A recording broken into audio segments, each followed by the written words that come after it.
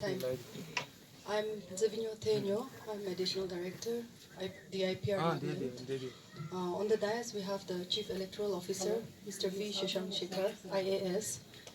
Um, we have IGP Range and State Police Nodal Officer, Mr. Lino Sinap, IPS.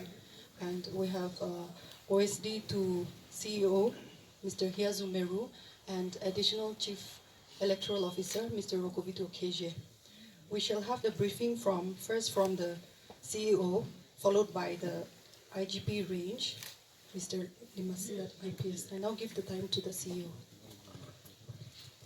Thank you. Good evening. It's good to be here with all of you again as we come to the almost the last part of the entire election process where we have all been involved, the administration, police, the commission, the district level officials, polling parties, law and order, machinery, CAPFs, and of course our media friends, journalist friends. We have been interacting with you individually, collectively, informal press conferences, in informal information sharing. We have walked this journey together and it's almost the end of it. I'm sure we are all happy that today also it has gone off smoothly. And though you knew the results, but we wanted to be sure that formally the result is declared before we come and interact with all of you. So, though by and large you would have known the trends, but only after all the 60 results were declared, we have come now to you. One of the things which happens is that you know the process, that though the formal count of EVMs is done, after that, in accordance with the Commission's directions, 5 EVMs which have been chosen at random in each constituency, those are counted through the VVPAT slips. Those slips are physically counted and those 5 are done one after the other, not simultaneously.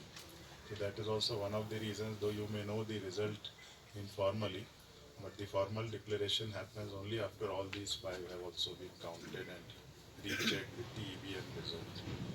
That has been done in all the 60 constituencies. One was of course uncontested. So in all the 59 which were being counted today, all that has been done and after that the result has been declared. So I'll just announce, you may know it, but as part of the procedure which we do, BJP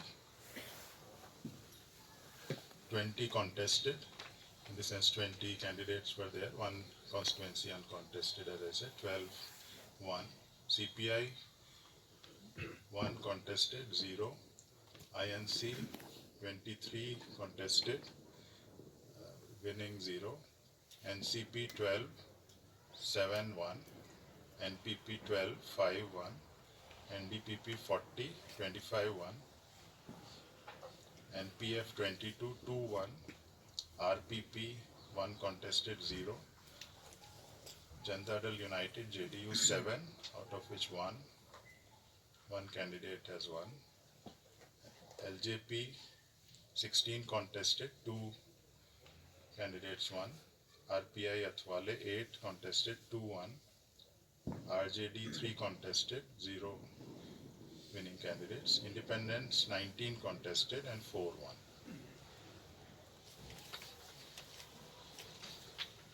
You may be interested in knowing the highest margin of victory and also the lowest margin. So, in 4 Khasbani Assembly constituency, BJP candidate Shri N. Jacob Zimomi, he won with a margin of 20,096. This was the highest margin in the state against the independent candidate. Next highest was 11 Northern Angami won, where NDPP candidate Shri Nephew Rio, he won with a margin of 15,824 against the INC candidate. The lowest margin, 8 Western Angami, NDPP candidate Shri Kruse, he won with a margin of 7 votes against the independent candidates. And in next after that, 19 Pek NPF candidate Shri Kozolozo Nino, he won with a margin of 48 votes against NDPP candidate. We'll give you all these figures. I'm just sharing while we are all here together. our final election voting percentage 86.72. Men 85.6 and women 87.85. So 86.72 the final voting percentage. These are the broad figures, and as I said, overall counting has gone off well. Only one small incident in 6th standing where there was a slight law and order issue, nothing serious. Police had to resort to tear gas shelling, and then after that the mob dispersed and everything was all right.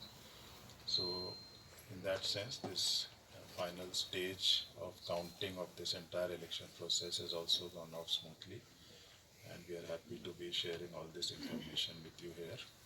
Now I'll also hand over to our police nodal IGP, Shri Leela. Thank you, sir. A very good evening to all the media friends. As already mentioned, the general law and order situation on the counting day has been peaceful, barring one incident where the police and the CAPF had to resort to tear gas shelling and some blank firing because some mob had gathered and they were calling for recall, which was not mandated as per the directions of the ECI. So all that has been taken care of, and as on date, as of now, I think situation is firmly under control.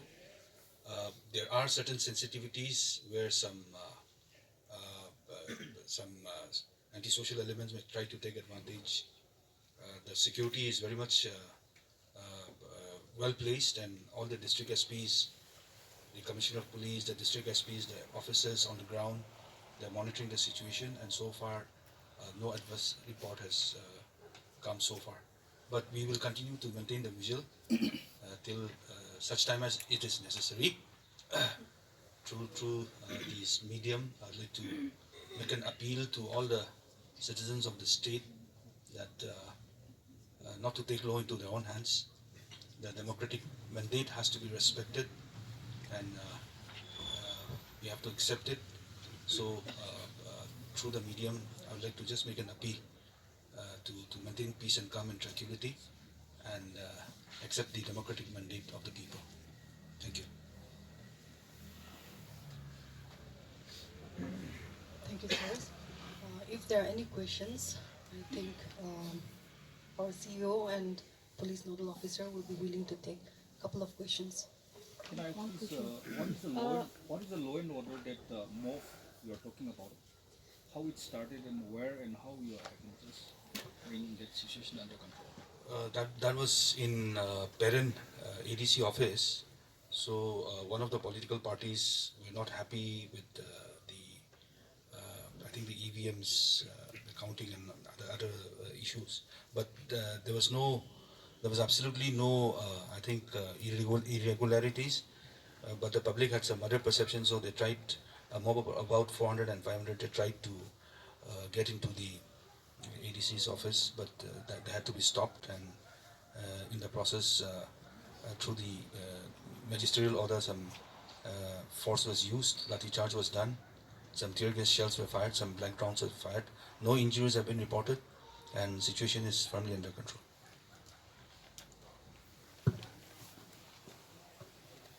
Many Nagas are not aware of the tender vote. So what will happen to the proxy vote in the EVM?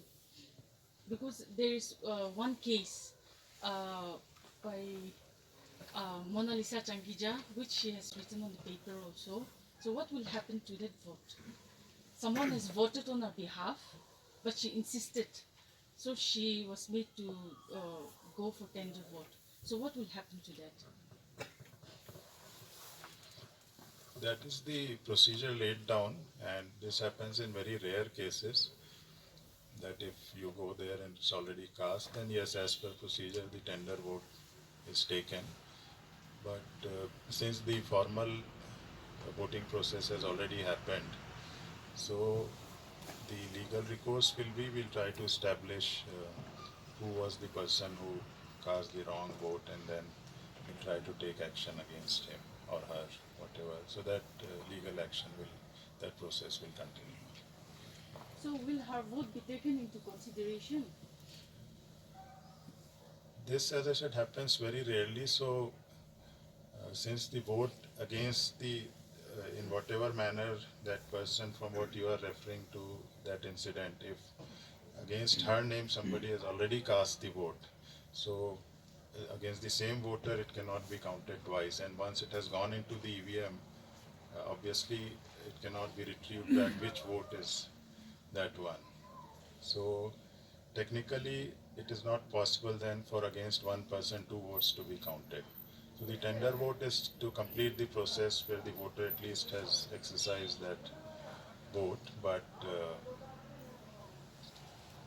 counting that will amount to, as I said, counting twice that. But since it happens rarely, let me also check once more with our legal team and then we'll get back to you.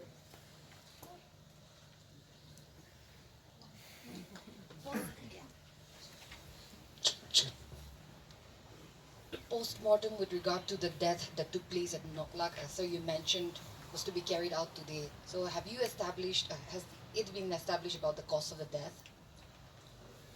I have discussed with our police nodal, he'll elaborate on that, but very briefly speaking, in the morning also we discussed and then it was checked with the police there in Oklak. Yes, postmortem was done there and then the report, the findings will take maybe a couple of days for us to know the findings formally, but our police nodal is here if you So, would like. what sir has said is right, that it will take, the PM examination was done this morning at Noklak itself. The dead body was handed over to the family members, and the mortal remains have been buried. The last, the rituals have been done. The dead body is already buried. Now, as far as the PM examination is concerned, we are still awaiting the report. It may take maybe a day or two. We've also received reports that in Kifiri, some houses were gutted down and also houses were vandalized. If we can get more updates on what happened and how many properties have been destroyed. 5 criminal cases have been registered so far. The details of the cases are not with me right now, but 5 criminal cases have been registered. And this was not today. This happened mostly it was day before when the incident flared up, right after the next day of having conducted the polling. So that was on 28 that a lot of violence actually erupted in Kifre headquarter. Basically, some of the political parties wanted repoll. They wanted to, I think, have repoll because they had their own grievances, subsequently leading to attacks of the other candidates, so on and so forth. So initially the situation was quite tense, but immediate reinforcement of IRB as well as of the existing CAPF forces had to respond, and then some firing were done, and lathi charge was also carried out, and we have not actually estimated the loss of properties as of now, but that will be done in the due course of investigation. But today Kefir was very peaceful, and it continues to be peaceful, and the district police is also maintaining a very strict vigil.